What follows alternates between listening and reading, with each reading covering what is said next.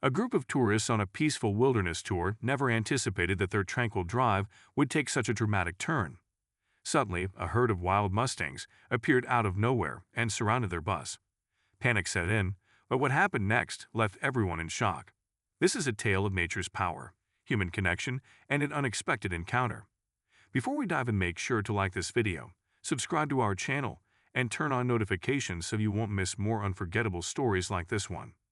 Let's get started. It was a crisp autumn morning when the bus rolled down a narrow dirt road through Nevada's vast wilderness. The air was cool and still, and the gentle hum of the engine mixed with the occasional chirping of distant birds. Inside the bus, a group of 15 tourists chatted excitedly, their cameras hanging from their necks. Most were first-time visitors to the area, eager to catch a glimpse of the legendary wild mustangs that roamed these lands. Leading the tour was Jack Collins, a 48-year-old guide with a profound love for the untamed beauty of the American West. His weathered face told the stories of countless adventures, and his calm, steady voice carried an air of authority. "This is one of the last true havens for wild mustangs," he told the group. "If we're lucky, we might see a herd grazing near the river." The tourists leaned closer to the windows, their breath fogging the glass as they scanned the horizon. The landscape stretched endlessly, golden grasses, jagged cliffs, and distant mountains painted with hues of orange and pink in the rising sun. For most, this was a once-in-a-lifetime experience, a chance to witness nature in its purest form. As the bus rounded a bend, the atmosphere suddenly shifted. Jack noticed at first the eerie silence that enveloped the group, as if the wilderness itself was holding its breath. He slowed the bus, his eyes narrowing as he scanned the terrain. Then in the distance he spotted them, a herd of mustangs. At first, they were just shadows on the horizon, their forms blurred by the morning haze. But as the bus crept closer, the details became clearer. There were at least 20 of them, their powerful bodies shining in the sunlight. They stood together, heads held high, ears flicking toward the bus. The lead stallion, a striking black horse with a white blaze on its face, stepped forward, exuding a commanding presence. "Wow!" a woman in the front row whispered, breaking the silence. Cameras clicked and voices murmured in awe as the herd began to move. But instead of running away, the mustangs advanced, their movements synchronized and deliberate.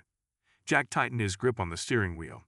Although he had seen wild horses many times before, he had never experienced anything like this. They weren't grazing or running freely. They were surrounding the bus. "What's happening?" a man near the back asked, his voice laced with nervousness. "Are they going to charge?" Jack shook his head, though unease churned in his gut. "Stay calm," he said, his voice steady. "They're probably just curious." But as the mustangs closed in, their intentions became more difficult to interpret. The lead stallion stopped just a few feet from the bus, his dark eyes locking onto Jack through the windshield. The other horses followed suit, encircling the vehicle until the bus was completely surrounded. The tourists leaned forward in their seats, their excitement giving way to tension. "Why are they doing this?" a young woman asked, gripping the seat in front of her. Jack didn't have an answer. His heart raced as he tried to understand the stallion's behavior. Was it a warning, a display of dominance, or something else entirely? The bus engine idled, the low rumble filling the otherwise silent air. Jack's instincts urged him to stay put, to wait and see what the horses would do. But the tourists were growing restless, their whispers rising in volume as fear began to creep in. Then something unexpected happened. The lead stallion pawed the ground, his powerful hoof striking the dirt with such force that it sent a small cloud of dust into the air. The other horses mirrored his actions, their movements deliberate and rhythmic, almost like a dance. Jack caught his breath, realizing he had seen mustangs do incredible things before: run for miles across open plains, protect their young with fierce loyalty, but this was unlike anything he had ever witnessed. The herd wasn't just surrounding the bus, they were communicating. "What are they trying to tell us?" Jack murmured to himself, his eyes fixed on the stallion. The tourists fell silent again, their fear mingling with awe as they watched this strange scene unfold. The wilderness, once a distant and untouchable landscape, now felt alive, pulsing with a force none of them could explain. Jack didn't know it yet, but this moment was just the beginning. The mustangs had a purpose, and their actions would soon reveal a story that no one on the bus would ever forget. The bus remained still on the dirt road, its engine rumbling softly as the herd of mustangs kept their tight circle around it. Jack Collins gripped the steering wheel, his sharp eyes darting between the lead stallion and the rest of the herd. The black horse with the white blaze held his gaze steady on Jack, as if demanding his attention. Inside the bus, the tourists sat frozen, their excitement now replaced by a mix of fear and curiosity. Cameras hung forgotten around their necks, and whispers spread through the group like wildfire. "Why aren't they moving?" a man asked from the back. "Maybe they're just curious," someone else suggested, though the uncertainty in their voice revealed their unease. Jack raised a hand to quiet the murmurs. "Let's stay calm," he said, his voice low but firm. "Wild horses are highly intelligent. They don't act without a reason." But even as he spoke, his own unease grew. He had led many tours through Mustang territory, and while he had seen these animals show curiosity before, this behavior felt different. It wasn't just curiosity. It was intention. The lead stallion pawed at the ground again, his hoof striking with enough force to kick up another puff of dust. The rest of the herd mirrored his movements, their synchronized actions creating a strange, almost hypnotic rhythm. Jack's pulse quickened as he tried to understand what was happening. "They're trying to tell us something," he muttered to himself beside the bus. A young chestnut mare whinnied her high-pitched call, piercing the still air. The sound sent a shiver down Jack's spine. It wasn't casual, it felt urgent, almost distressed. The tourists leaned closer to the windows, their breaths fogging the glass as they watched. "She looks upset," someone said quietly. Jack nodded, his mind racing. Wild horses communicated through subtle cues, body language, vocalizations, and even the position of their ears. The mare's behavior, along with the stallion's commanding stance, painted a picture Jack couldn't ignore. Something was wrong. "Stay here," Jack said, standing up abruptly. "You're going out there?" a woman in the front row asked, her voice rising with alarm. Jack grabbed his jacket from the back of his seat and pulled it on. "If they're acting like this, there's a reason. I need to find out what it is." He stepped off the bus, the crunch of his boots on the dirt road breaking a heavy silence. The cold air stung his face, but he moved slowly and deliberately toward the lead stallion. The black horse didn't flinch as Jack approached. His ears flicked forward, his body tense but steady. Jack raised his hands, palms out in a gesture of peace. "It's all right," he said softly. "I'm just here to help." The stallion snorted, his breath visible in the cool morning air, and pawed the ground again, his hoofs scraping the dirt in a way that seemed to point toward the trees. Jack followed his gaze, squinting into the dense forest bordering the road. "What is it, boy?" Jack murmured, stepping closer to the trees. The stallion whinnied sharply, the sound cutting through the air like a warning. Jack froze, his heart pounding. Slowly, he turned back to the herd. The chestnut mare from earlier had moved closer to the bus, her ears pinned back and her movements agitated. "What's going on out there?" one of the tourists called from the bus. Jack didn't respond. His focus was now entirely on the herd. His instincts as a guide and animal lover kicked in. He crouched low, scanning the ground for any clues. That's when he saw it. Tracks. Deep hoof prints mixed with skid marks in the dirt led away from the road and into the forest. The marks were erratic, as if an injured horse or perhaps a group had been dragged or struggled through the undergrowth. Jack's stomach tightened. He stood and turned to the lead stallion. "Is this what you're trying to show me?" he asked aloud, his voice barely a whisper. The stallion snorted again, his dark eyes intense and unwavering, as if he understood Jack's words. Jack's mind raced. Injured horses meant danger, predators perhaps, or worse. Whatever had happened in the woods, the Mustangs clearly wanted him to see it. But leading the tourists into the unknown carried its own risks. He glanced back at the bus, where worried faces pressed against the windows. His gut told him this wasn't just about the horses anymore. Whatever was in those woods might need saving, and he couldn't ignore it. Taking a deep breath, Jack turned to the group. "Stay here," he called. "I'll be back soon." The tourists erupted in protests, but Jack didn't stop to listen. He adjusted his jacket, grabbed his flashlight from the side pocket, and stepped into the forest, following the tracks that the Mustangs had urgently pointed him toward. The stallion whinnied one last time, a sound that echoed in Jack's mind as he disappeared into the trees. The forest swallowed him whole as he stepped off the dirt road and into the dense undergrowth. The sunlight faded quickly under the canopy of towering pines, casting the woods in a dim greenish light. His boots crunched against the carpet of leaves and twigs, the sound eerily loud in the otherwise silent wilderness. Jack's heart pounded in his chest as he followed the trail of tracks. The hoof prints were deep and irregular, as if the animal had been limping or dragging its weight. Next to them, faint streaks in the dirt suggested a struggle. His flashlight beam cut through the shadows, illuminating every detail of the disturbed ground. "What happened here?" he murmured to himself. The air felt heavy, charged with unspoken tension. Jack couldn't shake the feeling that he was being watched, but whenever he glanced over his shoulder, the forest remained still. The distant whinny of the Mustangs echoed faintly from the road, reminding him of their strange, deliberate behavior. After several minutes, the tracks led Jack to a small clearing. He stopped at the edge, his breath catching as he took in the scene before him. Lying in the middle of the clearing was a young mustang, a filly barely more than a year old. Her chestnut coat was streaked with mud, and her body trembled with exhaustion. One of her hind legs was twisted unnaturally, and her shallow breaths were audible even from where Jack stood. The sight hit him like a punch to the gut. The filly was alive, but barely. She must have been separated from the herd during the struggle, and judging by the state of her injuries, she hadn't eaten or drunk water in days. Easy now, Jack said softly, stepping into the clearing with his hands raised. The filly's ears flicked weakly in his direction, but she didn't move. Her dark eyes, filled with pain and fear, watched him warily. Jack crouched a few feet away, speaking in a low, soothing tone. "You're okay. I'm here to help." He scanned her body, noting the gash on her side and the swelling around her injured leg. The wounds weren't fresh, but they were untreated, and infection was setting in. She wouldn't survive much longer without help. Jack reached into his jacket and pulled out a water bottle. He poured some into his cupped hand and extended it toward the filly. "Come on, girl, just a little." The filly hesitated, her nostrils flaring as she sniffed the air slowly and cautiously. She stretched her neck and lapped at the water. Jack felt a surge of relief. It wasn't much, but it was a start. As she drank, Jack's mind raced. Getting her back to the bus would be challenging, but leaving her here would be a death sentence. The herd had clearly led him to her for a reason, and he couldn't ignore their call for help. "All right," he said, standing up. "Let's get you out of here." He pulled off his jacket and gently draped it over the filly's body to keep her warm. Then, using his flashlight, he scanned the area for anything he could use to transport her. The forest offered little in the way of resources, but Jack's eyes landed on a sturdy branch lying nearby. With some effort, he could fashion a makeshift sled to drag her back to the road. Jack worked quickly, cutting strips of fabric from his shirt to tie the branch together. The filly watched him with tired eyes, her breaths slowing as she rested when the sled was ready. Jack crouched beside her again, speaking softly. "This is going to hurt, but we need to move."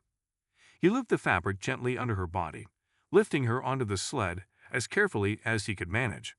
The filly let out a weak whinny, her body trembling from the effort, but she didn't resist. Once she was secure, Jack grabbed the front of the sled and began to pull. The weight was heavier than he expected, and his muscles burned with every step. The forest seemed to stretch endlessly before him, the road feeling farther away with each passing minute, but Jack didn't stop. The filly's shallow breaths drove him forward, and the image of the herd standing protectively around the bus stayed with him. They had trusted him to save her, and he wouldn't let them down. After what felt like an eternity, the road came into view. Jack's chest heaved with relief as he saw the bus still parked where he had left it. The tourists pressed their faces against the windows, their expressions a mix of shock and concern as they spotted Jack emerging from the forest with the injured filly and tow. He staggered to the side of the bus, his voice hoarse as he called out, "Someone help me get her inside." The tourists sprang into action, opening the bus doors and rushing to his aid. Together, they lifted the filly onto the bus, settling her carefully on a blanket near the front. Jack collapsed into a seat, his body aching but his heart steady. The lead stallion stood at the edge of the road, watching the scene unfold. His dark eyes met Jack's one last time before he turned and led the herd back into the wilderness. The bus rumbled back to life, its engine echoing through the quiet wilderness as Jack settled into the driver's seat. The injured filly lay on a makeshift bed of blankets near the front, her chest rising and falling in shallow breaths. The tourists sat quietly, their earlier excitement replaced with somber concern as they watched Jack's every move. "Is she going to make it?" a woman asked softly from the second row, her hands clutching her camera as if it could somehow provide answers. Jack didn't look away from the road as he replied, "I don't know. She's weak and the leg it's bad. But we're going to try." The lead stallion and the rest of the herd had disappeared into the forest, their mission seemingly complete now that the filly was in Jack's care. But their departure left an odd emptiness, as if the weight of responsibility now rested solely on Jack's shoulders. The road ahead was rough and winding, cutting through miles of untamed wilderness before reaching the nearest small town. Jack had already called ahead to a local veterinarian who promised to meet them at the clinic as soon as they arrived. But every bump in the road, every jolt of the bus felt like a race against time. "Keep her calm," Jack instructed one of the tourists, a middle-aged woman who had volunteered to sit near the filly. She gently stroked the filly's neck, murmuring soothing words, Though her own face betrayed her fear as the bus climbed a steep incline, the engine strained and Jack's knuckles tightened on the wheel. The dirt road had become uneven, with patches of loose gravel threatening to pull the vehicle off course. The added weight of the passengers and the filly only made the journey more precarious. Suddenly, a loud thud jolted the bus, followed by the sound of something scraping against the undercarriage. Jack slammed the brakes, the vehicle skidding to a halt on the narrow road. The tourists gasped, clutching their seats, as the bus came to a stop just inches from the edge of a steep drop. "What was that?" someone asked, panic rising in their voice. Jack grabbed a flashlight and stepped out of the bus, the cold air biting at his skin as he crouched to inspect the damage. His heart sank as he saw the problem. A large rock had lodged itself against the axle, causing the scraping sound. It wasn't catastrophic, but it would slow them down. As Jack worked to dislodge the rock, the sounds of the wilderness pressed in around him, the rustling of leaves, the distant call of a bird, the faint whisper of the wind. It all felt too quiet, too tense. Rosie's absence weighed on his mind. She would have been at his side, alerting him to danger. Finally, with a grunt of effort, Jack freed the rock and tossed it aside. But as he stood and dusted off his hands, a sound in the distance froze him in place, a low guttural growl. His flashlight swept across the forest, the beam catching only shadows and trees. The growl came again, closer this time. Jack's pulse quickened as he scanned the area, his breath visible in the cold air. Mountain lions were rare in this region, but not unheard of. An injured filly would make easy prey, and the scent of her blood could draw predators from miles away. Jack climbed back onto the bus, shutting the door tightly behind him. "We need to move," he said, his voice firm but calm. "What's wrong?" one of the tourists asked, their eyes wide with fear. "Nothing yet," Jack replied, glancing at the filly. "But we're not safe here." The bus lurched forward, its engine groaning as it climbed the last stretch of the incline. Jack kept his eyes on the road, but his mind raced with plans. He couldn't afford another delay, not with the filly's life hanging in the balance. The minutes felt like hours as the bus wound its way down the other side of the mountain. The tourists whispered among themselves, their fear palpable in the enclosed space. The woman sitting beside the filly continued to stroke its neck, her quiet words a small comfort in the tense atmosphere. Finally, the lights of the small town appeared on the horizon, a beacon of hope against the darkening sky. Jack's chest tightened with relief, but he didn't let his guard down. The vet clinic was still several miles away, and the filly's condition was deteriorating with every passing moment. As they entered the town, Jack reached for his phone and called the veterinarian. "We're 5 minutes out," he said, his voice urgent. "Be ready." When the bus pulled into the clinic's parking lot, the veterinarian and her assistant were already waiting with a stretcher. Jack jumped down from the driver's seat, his exhaustion forgotten as he helped lift the filly onto the stretcher. The tourists watched from the windows, their faces pressed against the glass. "She's in bad shape," the vet said, her tone grave as she examined the filly. "But he got her here just in time." Jack exhaled, his hands resting on his knees as he caught his breath. The filly let out a faint whinny, her eyes half closed as the vet wheeled her into the clinic. For the first time since the herd had surrounded the bus, Jack felt a flicker of hope. They had made it. Now it was up to the vet and the filly's will to survive. The waiting room of the veterinary clinic was eerily quiet, the air heavy with tension. Jack sat on a worn-out bench, his elbows resting on his knees and his hands clasped tightly together. His body ached from the long journey, but his mind was too restless to notice. The tourists were scattered around the room, their earlier chatter replaced by a heavy silence as they waited for news. A clock on the wall ticked steadily, its rhythmic sound amplifying the feeling of endless waiting. Jack's eyes drifted to the window, where the fading sunlight cast long shadows across the small town. He thought of the herd, the lead stallion, the chestnut mare, and the others who had guided him to the injured filly. Their actions had been deliberate, almost as if they knew they couldn't survive on their own. "Why us?" one of the tourists finally asked, breaking the silence. A middle-aged man with salt and pepper hair leaned forward, his expression a mix of confusion and awe. "Why did the mustangs pick us?" Jack shook his head, his gaze still fixed on the window. "Horses are smarter than people give them credit for. They knew she needed help, and they trusted us to do the right thing." The group fell silent again, his words hanging in the air. For the first time, they realized they had been part of something extraordinary, an unspoken bond between man and nature that defied explanation. The sound of footsteps broke the stillness, and everyone turned as the veterinarian entered the room. Her face was tired but hopeful, a small smile tugging at her lips. "She's stable for now," the vet said, her voice calm. "We cleaned her wounds, and the leg was fractured, but it's set now. She'll need time to heal, but she has a strong will to live." Relief washed over the room, the tension lifting like heavy fog. A few of the tourists let out audible sighs, while others murmured words of gratitude. Jack simply nodded, his chest tightening with emotion. He had spent years guiding people through the wilderness, but this moment felt different, like something bigger than himself. "Can we see her?" a woman asked, her voice hesitant. The vet nodded. "Only a few at a time, and keep it quiet." "She's still weak." Jack stood first, his boots scuffing against the floor as he followed the vet down the hall. The others stayed behind, giving him space. As he approached the filly's stall, the room was small but warm, with the faint smell of antiseptic lingering in the air. The filly lay on a thick bed of straw, her injured leg wrapped in fresh bandages. Her chestnut coat, now clean, gleamed faintly under the soft light. Jack crouched beside her, his movements slow and deliberate. "Hey there, girl," he murmured. The filly's ears flicked at the sound of his voice, and she turned her head weakly to look at him. Her dark eyes, though tired, held a spark of recognition. "You got a lot of people rooting for you," Jack said, his voice soft but steady. He reached out his hand, brushing against her neck. The filly let out a faint whinny, her breath warm against his fingers. It was a small gesture, but it carried a world of meaning. For a few moments, the outside world faded away. It was just Jack and the filly, two beings connected by an unspoken understanding. She had fought to survive, and he had fought to save her. Together, they had beaten the odds. As Jack stood to leave, he glanced back one last time. The filly's eyes were half closed, her body finally at rest. "You're going to be all right," he whispered, a faint smile tugging at his lips. Back in the waiting room, the tourists greeted him with hopeful expressions. "How is she?" someone asked. Jack nodded, his voice filled with quiet pride. "She's a fighter. She'll pull through." The group shared a collective sense of relief, their bond stronger than ever. After the harrowing journey, they had come to see wild mustangs, but they were leaving with a story they would carry for the rest of their lives, a story of survival, resilience, and the unbreakable connection between humans and nature. That night, as Jack returned to his motel, he couldn't shake the feeling that the herd was still watching. Somewhere out there in the vast wilderness, the lead stallion stood tall, his dark eyes scanning the horizon.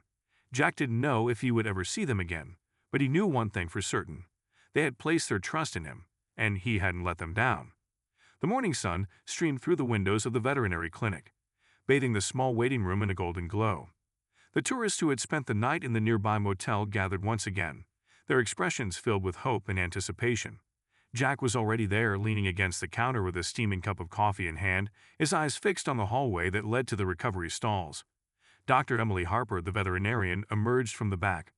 Her face was calm but focused as she greeted the group with a small smile. "The filly made it through the night," she said, her voice steady. "Her vitals are stable, and she's eating a little. That's a very good sign." A wave of relief washed over the room. The tourists exchanged smiles, their shared ordeal forming a bond that transcended their brief time together. For many of them, this was more than just a story to tell.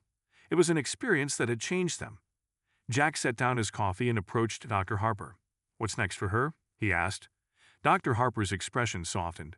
"She'll need a lot of care. The leg will take weeks to heal, and she'll need regular checkups to ensure the infection doesn't return. But she's a strong one. I think she'll pull through." Jack nodded, his mind already racing with plans. He had a connection with a mustang sanctuary a few hours away, a place dedicated to rehabilitating and rehoming wild horses. If the filly recovered well enough, it could be her new home, a safe haven where she could roam free and one day rejoin her kind. As the group was allowed to visit the filly in pairs, Jack hung back, letting the others have their moment. He watched as the tourists approached her stall, their voices hushed as they marveled at the resilience of the young horse. Cameras clicked, capturing the tender moments of recovery, but this time the photos weren't just souvenirs. They were symbols of hope. One by one, the tourists returned to the waiting room, their expressions lighter than before. A young woman approached Jack, her camera hanging from her neck. "I still can't believe it," she said, her voice filled with wonder. "How they let us to her, how they knew." Jack nodded, his gaze distant. "Mustangs are survivors. They look out for their own, and sometimes they trust us enough to ask for help." The woman smiled faintly. They chose the right person. Jack didn't respond, but her words stayed with him. He had spent most of his life guiding people through the wilderness, teaching them to respect and admire the untamed beauty of the land. But this was different. The herd's trust had been a gift, one he would carry with him for the rest of his days. Later that afternoon, as Jack prepared to leave the clinic, Dr. Harper approached him with a clipboard. "The sanctuary you mentioned," she said, handing him a form. "I've been in touch with them. They're willing to take her once she's stable enough to travel." Jack took the clipboard, his heart lifting. "Thank you. I'll make sure she gets there." Dr. Harper smiled. "You've already done so much. It's rare to see someone go to these lengths for a wild horse." Jack shrugged, his expression humble. "She deserves a chance." As he stepped outside, the crisp autumn air filled his lungs, carrying with it a sense of clarity. The tourists had already boarded the bus, their journey soon coming to an end. But for Jack, the road ahead felt like it was just beginning. Before climbing into the driver's seat, Jack paused. In the distance, beyond the town's edge, the wilderness stretched endlessly, its mysteries hidden among the rolling hills and dense forests. For a brief moment, he imagined the herd, the lead stallion standing tall, his dark eyes scanning the horizon. Jack didn't know if he would ever see them again, but he felt their presence like a whisper on the wind. He turned back to the bus, his voice steady as he addressed the group. "All right, folks, let's head back." As the bus rumbled down the road, the tourists chatted quietly, sharing their reflections on the experience. Some spoke of the filly's resilience, while others discussed the herd's incredible intelligence. For all of them, the encounter had been more than just a chance meeting with wild mustangs. It had been a reminder of the delicate balance between humanity and nature. Jack's gaze flicked to the rearview mirror, where the small town faded into the distance. He didn't know what the future held for the filly, but he felt a quiet certainty that she would make it, and perhaps one day, she would run free again. Weeks passed since the dramatic rescue, and Jack found himself standing at the gates of the Mustang sanctuary. The air was crisp, carrying the scent of pine and the faint sound of hooves against the earth. In the distance, rolling hills stretched endlessly, dotted with grazing horses, their manes rippling in the wind. It was a place of peace and freedom, a far cry from the wilderness, where the filly had been found. Jack leaned against the wooden fence, his eyes fixed on the young filly now standing in the paddock before him. Her chestnut coat, once matted and dull, now shone in the sunlight, a testament to her resilience and the care she had received. Her injured leg was still bandaged, but she moved with cautious confidence, her steps no longer faltering. "She's come a long way," said Claire, the sanctuary's director, as she joined Jack at the fence. Her tone was warm, and her smile was genuine. "When she arrived, I wasn't sure she'd make it. But she's a fighter," Jack nodded, his gaze never leaving the filly. "She had a lot of people rooting for her in a herd that wouldn't give up." Claire chuckled softly. "I've worked with mustangs for years, but I've never heard a story like hers. It's almost as if the herd knew you'd help."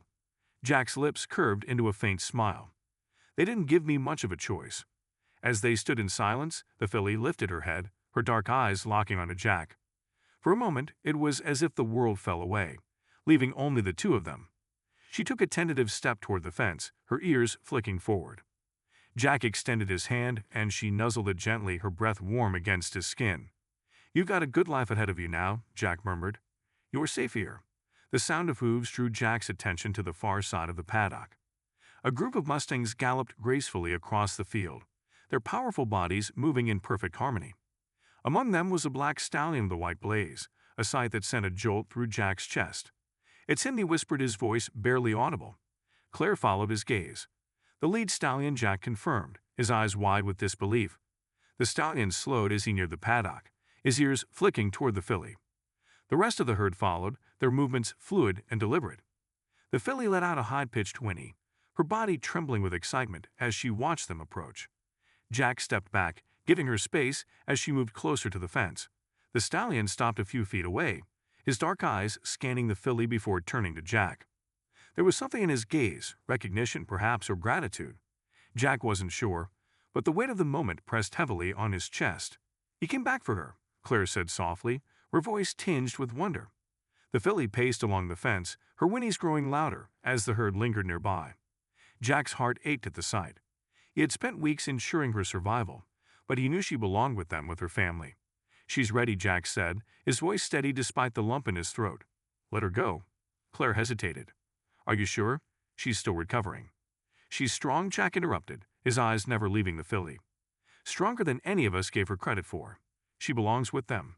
Claire nodded, her expression somber but understanding. She opened the gate slowly, stepping aside as the filly hesitated for a moment before stepping through. The herd moved closer, the stallion letting out a deep, resonant whinny as the filly trotted toward them. The moment she reached the group, they surrounded her, their movements protective and welcoming. Jack watched in silence as the herd turned and began to move, their forms growing smaller against the backdrop of the rolling hills.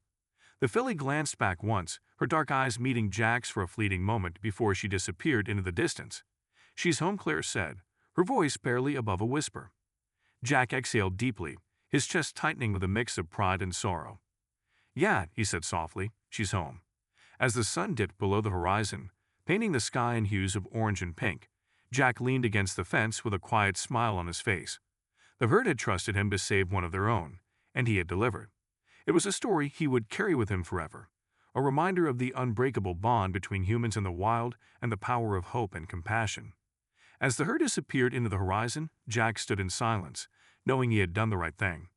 The filly was back where she belonged, a powerful reminder of the connection between humans and the wild.